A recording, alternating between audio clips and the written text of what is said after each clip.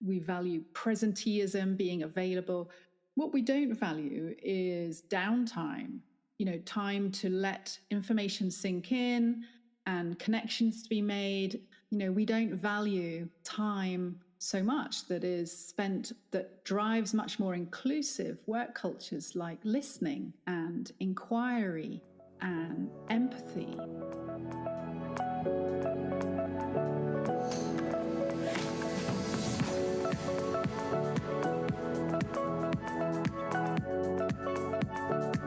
Hello, this is Johanna Herbst, and I welcome you to another episode of Reaching Your Goals. Reaching Your Goals is a career podcast where I sit down with truly inspiring individuals and we dig deep on leadership and career-related topics to give you the insights to get from motion into action and make things happen. That's why we are here. And in case you wonder, depending on the day, I either work as a certified executive and career coach or a management consultant, and I have an MBA from NYU Stern School of Business. My mission is to inspire you to reach your goals, lead with kindness, and have some fun along the way. This week, it's all about time. We will look at time intelligence, and basically, we will ask ourselves, are we using our time wisely, or is there room for improvement? And yes, that is important since time is the most precious resource we have. So really taking a moment to reflect, what is our return on time? Can we do any better? Is time well spent? And I have the best guest for it. It's Helen Beedham. So Helen, she works with businesses and HR leaders to create time-intelligent organizations that gain a better return on the time their employees invest in work. She is an organizational expert, speaker, host of the Business of Being Brilliant podcast, and author of The Future of Time, How Reworking Time Can Help You Boost Productivity, Diversity, and Wellbeing, winner of a UK Business Book Award earlier this year. Helen has over 25 years experience in corporate workplaces and professional careers with expertise in organization and team effectiveness, HR, diversity and inclusion, culture change, people management, and time management. She is regularly featured in the press, including the Financial Times, Forbes, Fast Company, the HR Director, and HR Review. She's a mom, stepmom of 3. She loves running, swimming in the sea, and her unruly pet chickens. Helen is based in the London area in the UK. And before we jump in, let me quickly ask you, have you already rated and reviewed this show in Apple Podcasts and in Spotify? If not, maybe today is the day. And while you're at it, could you please also tell at least one friend about the show? You helping me spread the word about the show means the world to me. Thank you. And now it's time to focus on time intelligence. Helen, it's great to see you again. How are you doing today? Thank you so much, Hannah, for inviting me on the podcast. And I'm really well. I'm well today. I'm quite relaxed because I took last week off on holiday with my daughter and went down to the coast in Cornwall and enjoyed a bit of sea swimming, as you mentioned. So I feel much refreshed for that. Nice. Okay, so that's perfect for recording today. And to get things started, I would like to start with a few rapid fire questions. Short questions, short answers. Are you ready? I'm ready. Perfect. Time plays such an integral role in your work. If you could travel to any year in a time machine, what year would you choose and why? Good question. I'm not that adventurous, so I don't think I'd travel forward, although I'm kind of curious to know what the future holds. But I think I would travel back in time to the Georgian era in the UK, where I could just see kind of grand people in grand country houses living a really grand life, because one of the things I love doing in my spare time is going around old National Trust properties and imagining how people used to live. So I would go back to the Georgian era, I think. So intriguing. And as I said, you published your first book. What is one of your all-time favorite books? Probably my all-time favorite book, it's not a business book, it's fiction, is 100 Years of Solitude by Gabriel Garcia Marquez. Just an incredible book for so many reasons. And say, if you could have dinner with any famous person, dead or alive, whom would you invite? Golly, who would I invite? Probably Michelle Obama, because she's just such an incredible, inspiring figure and incredibly grounded at the same time. And I'd love to pick her brains on what it's like to be, married to the president of the United States. So maybe you should invite him, huh? Yeah. Get them both for dinner. And maybe she will be also the answer for the next one. Who is one of your role models? Golly, it's funny. I sometimes get asked this, and I'm always slightly stuck for an answer. Would probably say my dad, my father, who grew his own law firm business, never went to university, but super entrepreneurial and capable, and had a really strong sense of community spirit as well. Wow. You just mentioned your dad. How would your family and friends describe you in one word? They'd probably laugh at the question. Quirky.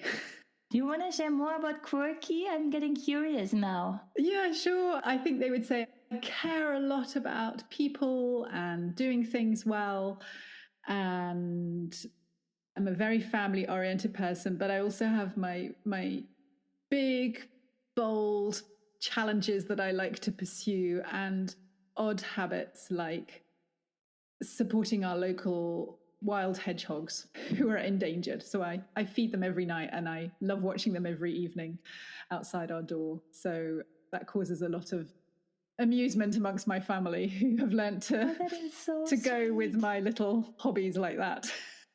I love it. I love it.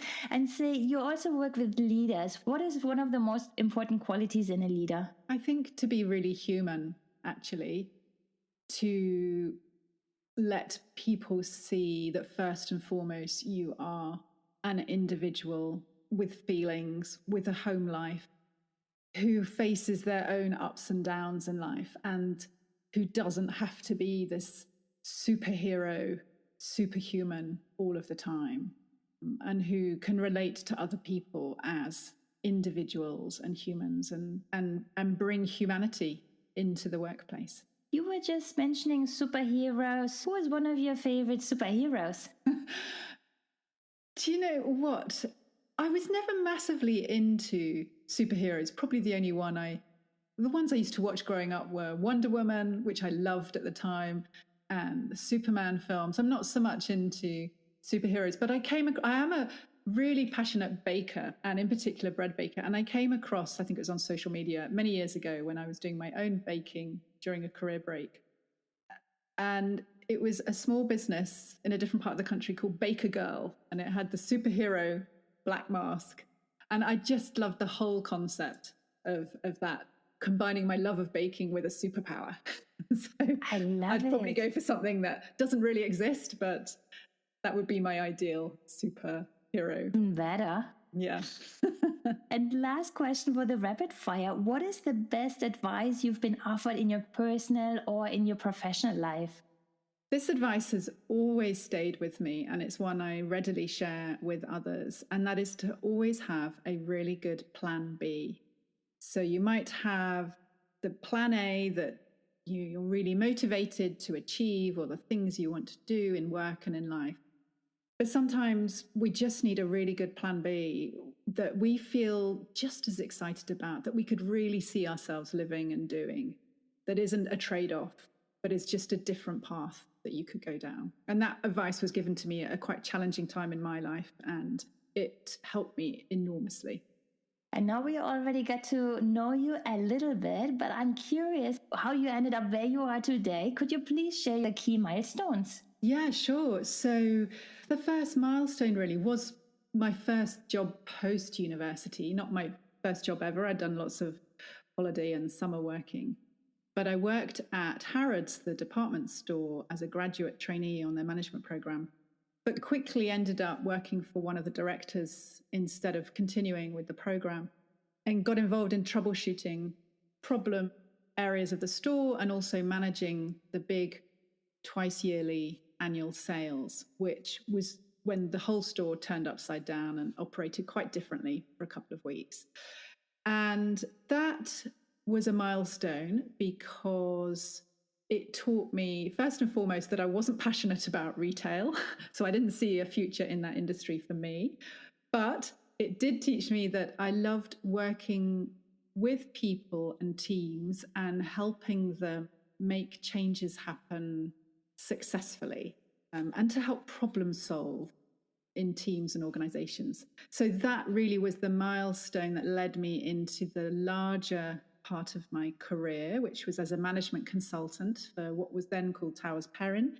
It's gone through a couple of mergers. It's now called Willis Towers Watson, huge global firm. And the part of the business that I worked in was like a big five consultancy. We managed big organizational, people, and HR related changes. And that's really where I grew all my business and management and people skills. Did a lot of kind of training and development, grew my self-awareness, understanding of how people interact and team dynamics, learnt facilitation skills, how to design workshops, and all sorts of great transferable technical skills around kind of client relationship management, becoming a trusted advisor, all of that. And I remember, though, up until that point, I had really struggled with self-confidence and never felt that confident in my abilities. And actually, at one point, again, another difficult time in my life, my father had died very suddenly, and I was struggling a lot with my well-being and social anxiety. But I had this moment on the sofa talking to friends, colleagues about a work topic, a project we were working on. And I suddenly I had this light bulb go on in my head. What if I spoke up more? What if I took the initiative more? What if I just said what I think and see what happens? What if I just cared a bit less about what everyone might say?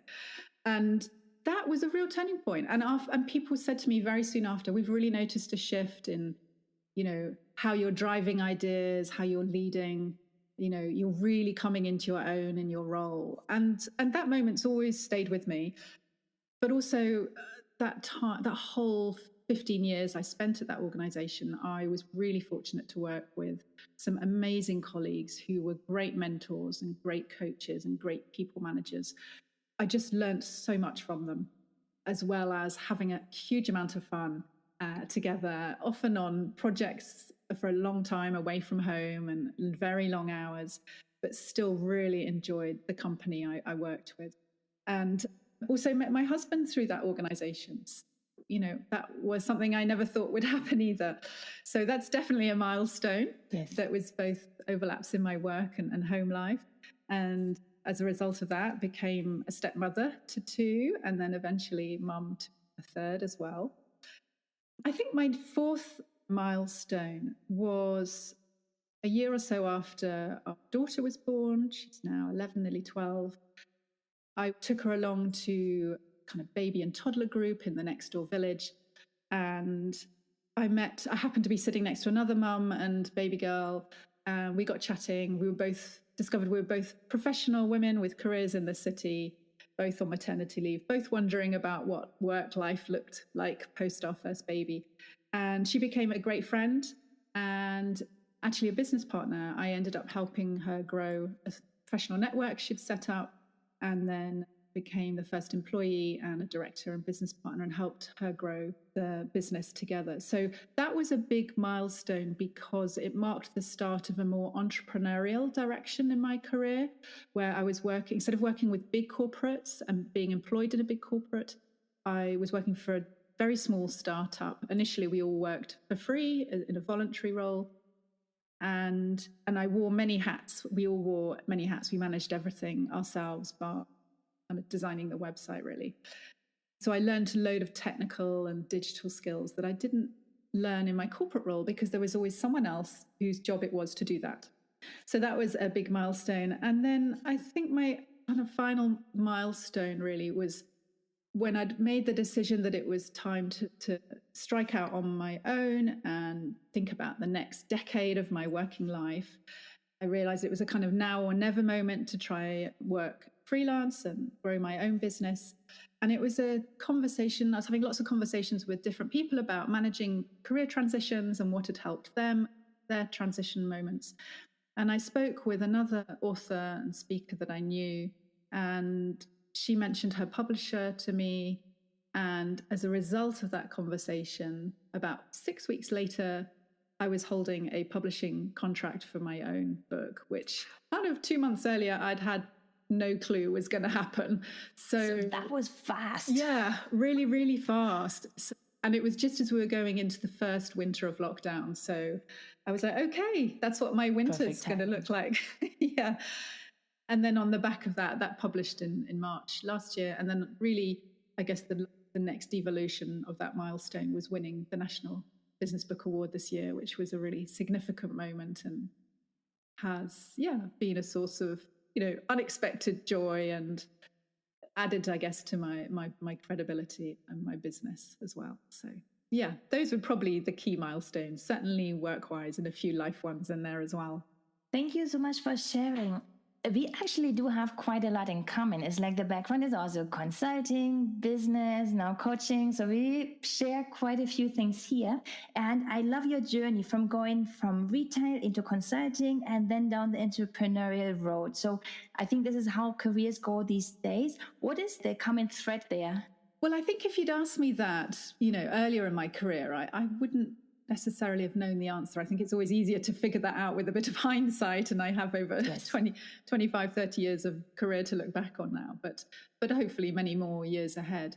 I think the common thread has been about helping people succeed and creating better workplaces and working environments so that people can get in and get on in their industry and, thrive and do well, regardless of their background or their routine or their home life setup. I think that's what I care about, is helping effectively make the world of work a better place for the people in it now and the people of the next generation.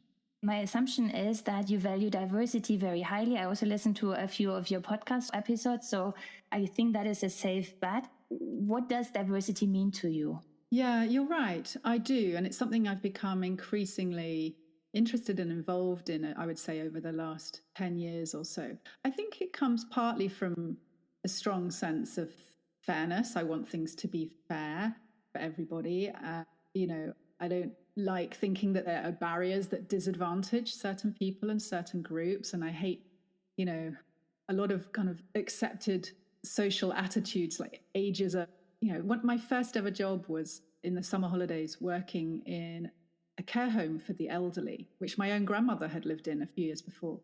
And so I spent the whole summer working with elderly people who needed care, a lot of care day to day. And I had the best time there. I had so much fun. They had so much wisdom. And it was also very humbling. And I just think we so undervalue, the older people in society. So I'm very passionate about that angle in particular.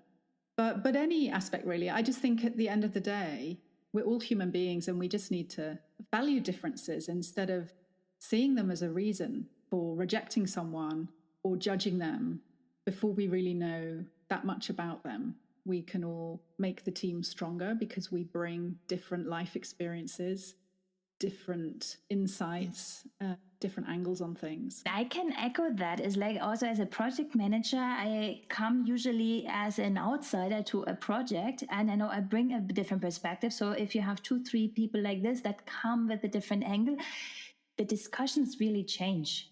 Yeah. Because if everybody has been for 20 years in the same organization, they went through the same thing. So there is a lot in common, and the outsiders, they do help. Yes, absolutely. And I think we just get very used to seeing the world through our own eyes.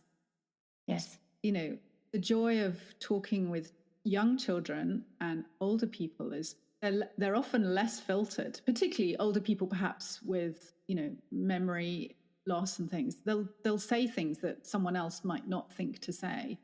And a child is much less. So you get a very raw, different perspective on things that really makes you think, hang on, there's quite a different way of looking at the situation. Or I'm just very curious about people as well. I love to know their stories and where they grew up. And so I just love good conversation. I'm sure I'm a bit like my father, who I used to tell him off because I'd bring a friend home from uni or a new boyfriend, and he would literally fire questions at them. And I'm like, Dad, you're scaring them.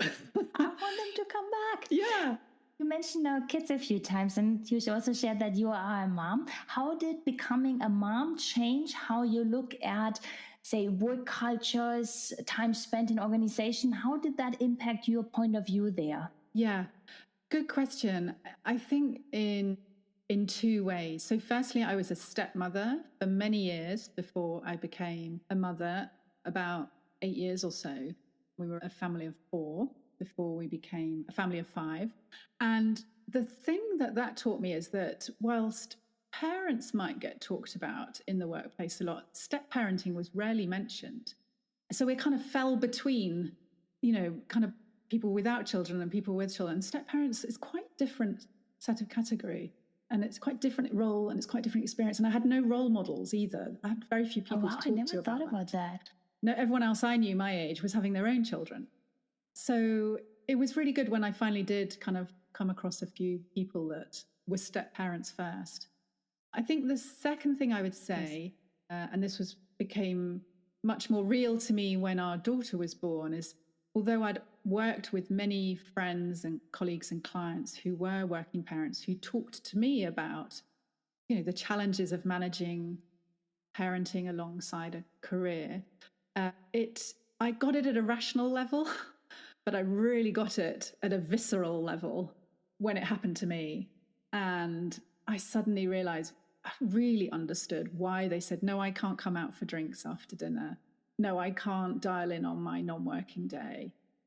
No, I do have to leave the office at 4:30 to get the train home to pick my child up from childcare because we don't have relatives living near us and there's no one else that's going to do that. And I just didn't quite get the reality of that until it was me saying those things. Yeah. So I think, and that's a real challenge and it's back to the diversity point, when someone has a very different experience, and family setup, how do we really allow for that and understand it if it's not our own experience? And when I was reading about you, the word time intelligent was popping up everywhere. How do you define time intelligent? Yeah, so that's right. That's, I guess, the core concept in my book. So I talk about time intelligence and growing our time intelligence as individuals and as teams and as managers and leaders and across organizations. And it's about our ability to invest our time wisely and thoughtfully and effectively, and to see the best possible return on that investment. And I really don't mean in terms of just efficiency or, financial return. I mean it in the broader sense. So growing a time intelligent team and organization for me means clearing away the things that stop people from working really productively.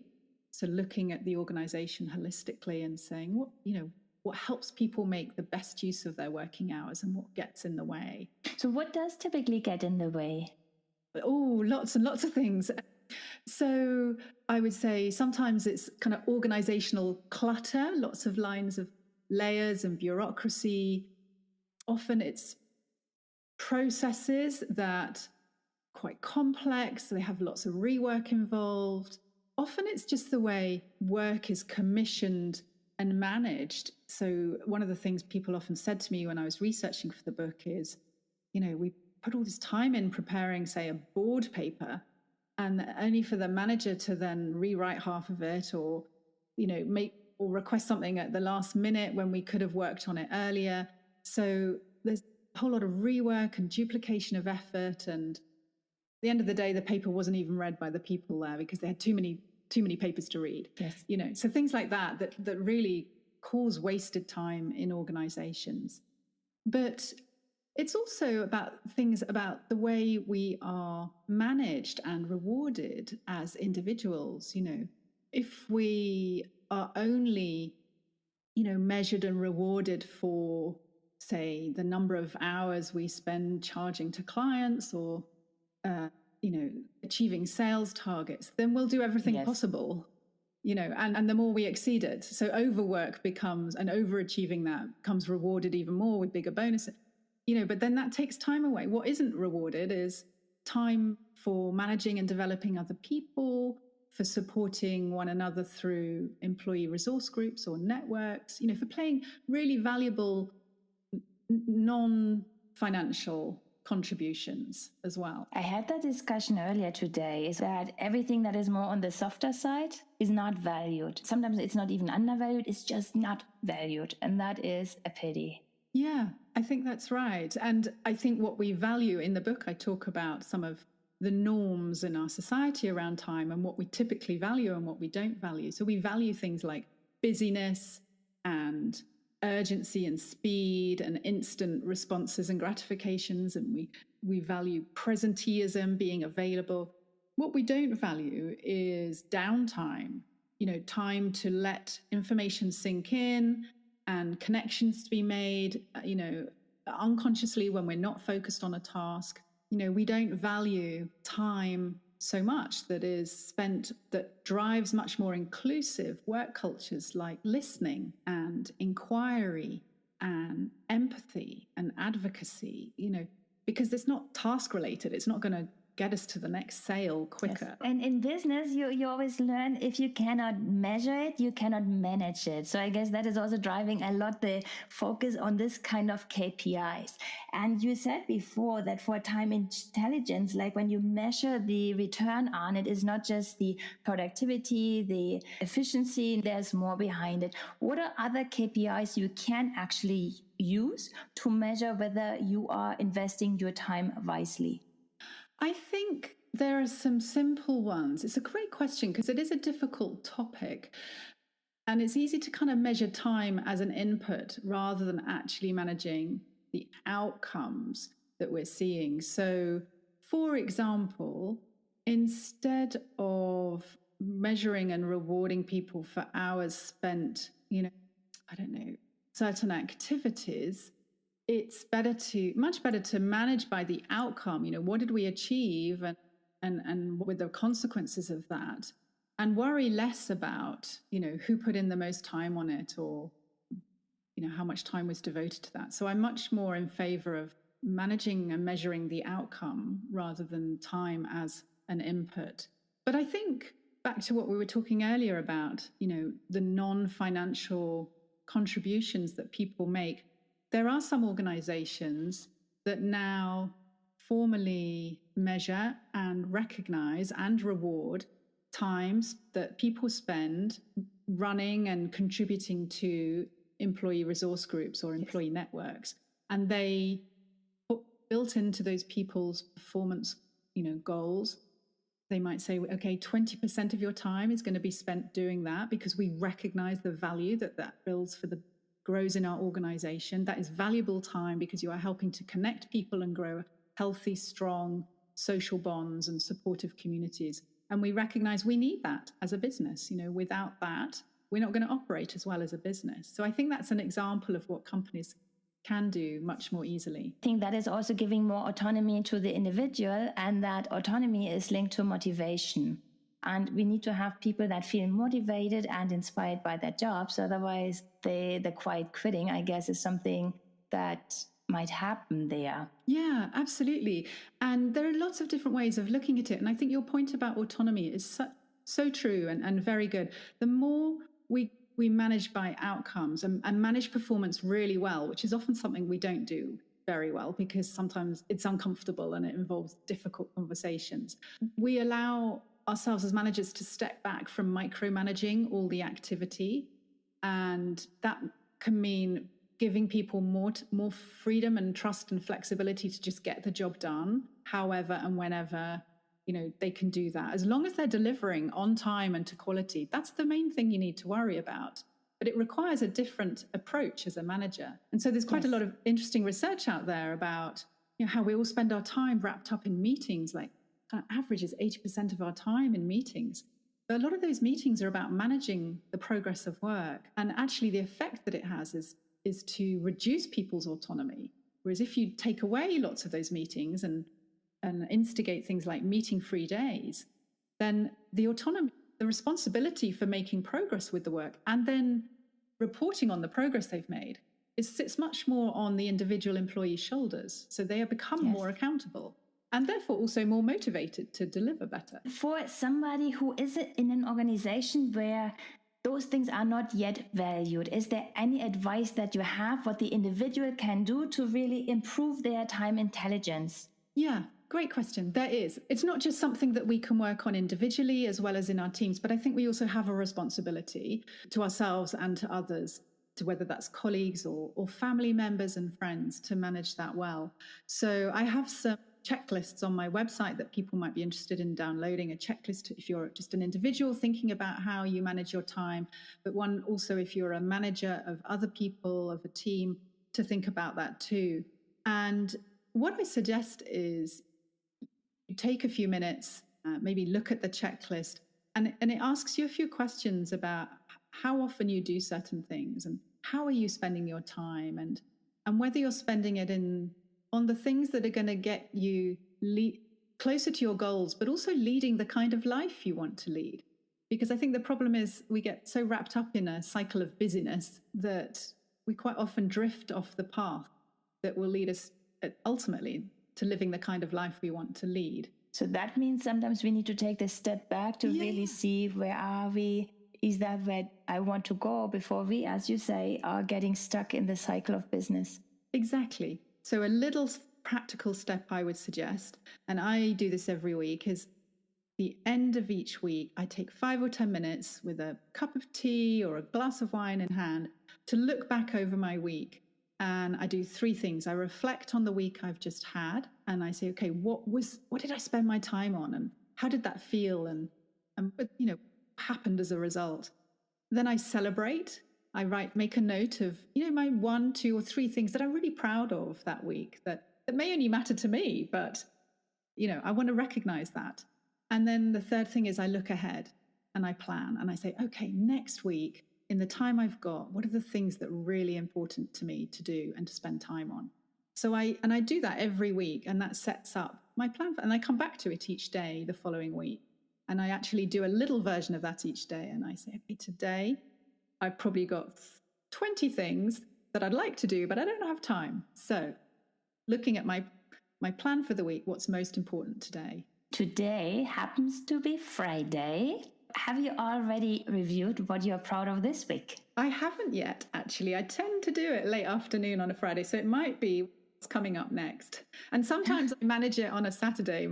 Take my daughter to her gymnastics class, and while she's bouncing around, getting sweaty and bendy, I'm sitting there with a mid-morning cup of tea and doing my reflections. Sometimes I do it when I'm not officially in work time because I'm a bit more relaxed and it gives me a bit more perspective on it. Basically, for anybody listening, if they want to get a better handle on their time, that means they should, to follow your example, take some time at the end of the week to really see how was the week, what am I proud of, what can I work on, what am I planning to do for next week? Because that allows us to do this step outside to really see what's happening. Like we are taking a different perspective here. Yeah, that's right. It's just creating a little pause in the busyness to reflect and to notice what we're spending our time on, because that's the very first step in growing your time intelligence. Is if we don't pay attention to it, to how we spend our time, we can't think about how we want to change it. So I build in these little ways of noticing and being much more intentional about how I spend my time. It never goes 100% perfect according to plan. Yes. But I start off with a clear idea, and then I can change the direction of that during the week. But I think it's the habit, it's the regular practice of that is the most rewarding aspect. And question, we started off talking about diversity and how companies still have the understanding that you need to be present, and there's a lot about like how many hours you spend there and not so much focused on the results. If I think about a single parent that has to leave, as you said in your example, has to leave at a certain time, cannot be present all the time, what can that person do to still advance in their career? Because it has nothing to do with their ability to be a good leader, a good manager. Yeah, that's right. And, some parents say to me, working parents, that that's just not an issue for them where they work, because their work culture acknowledges that everyone has different home lives and times when they can't be available. But other people perhaps if they're in a minority as a working parent in their team or organization, or in an organization that just really expects full-time availability, that is the culture there, then that's much harder to do. And I think if you're in that latter category, I think you can have a very clear conversation with your manager about what you're expected to deliver and what good performance looks like, and then demonstrate, keep them well informed about how you are achieving those things and ticking them off.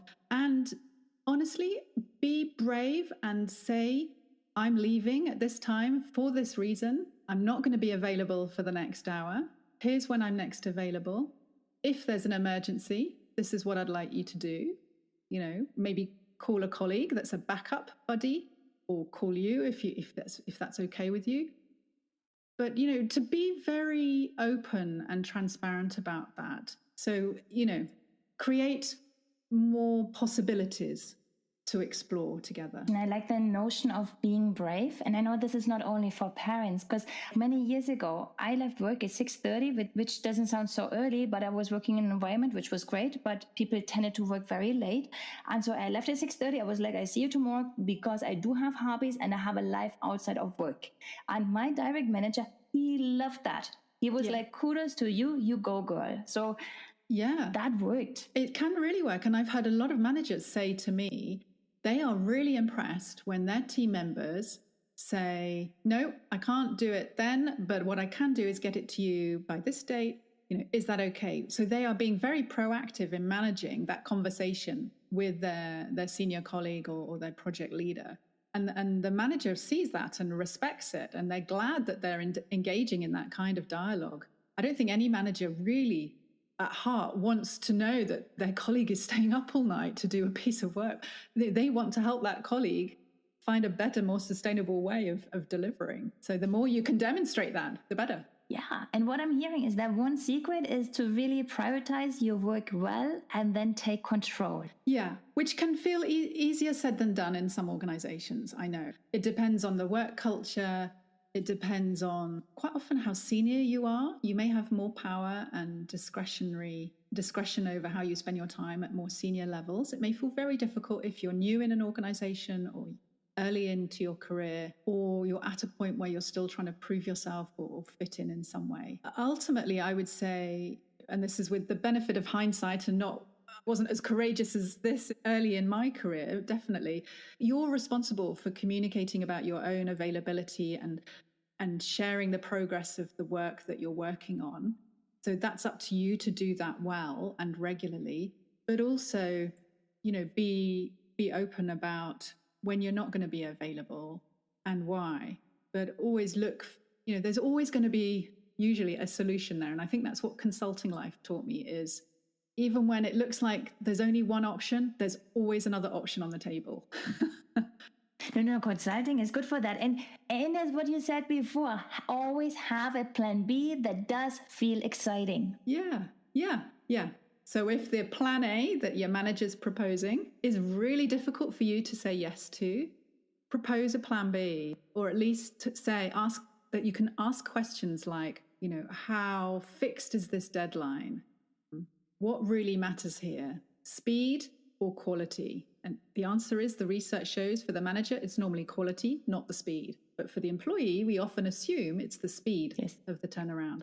So asking open questions like that creates a little chink of possibility. And in my coachings, I like to throw in the question, if it stays like this, will you still work in this organization a year from now? Usually they say, no. And then I'm like, hey, there's nothing to lose. You can be courageous, you can be brave, because if it stays like this, you are out anyway. That's such good advice, Hannah. I think, at the end of the day, there's only, so much influence we have over the way we operate collectively as a team and the working culture. And I think you ultimately have to decide if you can craft a way of working that allows you to flourish and have a meaningful home life. And sometimes you will come to the conclusion that you can't do that in that particular organization. It's just not the right place to enable you to live and work the way you want to live and work. And yeah, as you say, you've tried it, nothing to lose. It may just be the right time to move on. And our time is flying. What is one last advice, insight on time intelligence that you want to leave us with?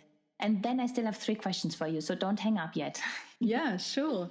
And I would say sit down with a pen and paper for 5 minutes and ask yourselves 2 questions. And the first question is, what does a good life mean to me? And write for a few minutes. And then the second question is, what does a good day mean to me? And just compare your answers, because one is about the long-term aspirations and the things that really matter to us and our values. And the second tends to be much more about getting stuff done.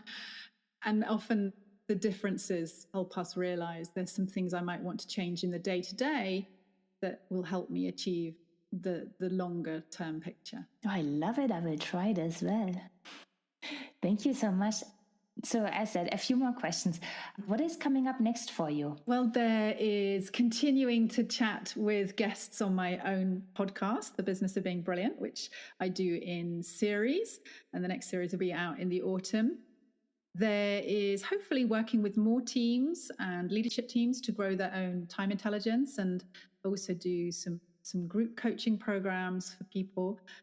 I am mulling over book 2, which I always feel really nervous talking about, because there's that voice in my head that says, what if you don't actually get around to writing it? Yeah. But I would love to write a second book, and I have an idea on that, and even a working title called People Glue. And it's about how to create sticky organizations where people want to stay. And I think a big goal that I have, because I love to have a big goal, is to be able to deliver a TEDx talk about time intelligence. I love it. And say, who else should I have on this show? Yeah, actually, a suggestion that I would recommend, if she's happy for me to name her here, is someone I collaborate with a bit, who's a very generous collaborator, and she's called Charlotte Wiseman. She is a professional psychologist, and she helps teams and organizations to fulfill their potential and work at their best and perform at their best. And fantastic insights and sessions. So she knows the workings of our minds very well, and also looks and advises very well around resilience and positive habits and personal growth and managing a sustainable work life. I will ask you for the introduction afterwards. Sure. So for everybody who wants to stay in touch with you, they should buy your book, The Future of Time, How Reworking Time Can Help You Boost Productivity, Diversity, and Wellbeing. Then as of fall, they can tune in to your podcast again. It's called The Business of Being Brilliant. And how else can people stay in touch? Thank you, Johanna. So they can follow me on LinkedIn, Helen J. Beedham, and I have my website, helenbeedham.com. Those are probably the best ways. And then I'm on various other social media channels. But those are probably the 2 best routes. I have a monthly newsletter and a blog as well. So if you want to hear the latest bit of thinking, or want to come along to one of my free monthly webinars, where I do half-hour webinars on different aspects of time intelligence. And if you want to get the invitation to that one each month, just visit the website and you'll see the sign-up form there. Perfect. Thank you so much for joining me today. This was super, super interesting to learn more about time intelligence and talk everything that's work related. Thank you. Thank you, Hannah. It's been an absolute pleasure talking with you. So that was step 1, to actually get more time intelligent. Step 2 will be to do the homework. Have fun with it. Please don't forget to follow the show on social at Reaching Your Goals Podcast and me at Delegate. And if you have not yet subscribed to the show, please do so. All it takes is one click wherever you listen to your podcast. This way, you will get the next episode in your inbox when it drops on Tuesday. And if I can ever be of any help with my coaching hat on, just send me a message at johanna.herbst@delegate.com. You will find the address also in the show notes. And with that, we are done for today. We are one step closer to reaching your goals. Talk to you guys next time. Bye.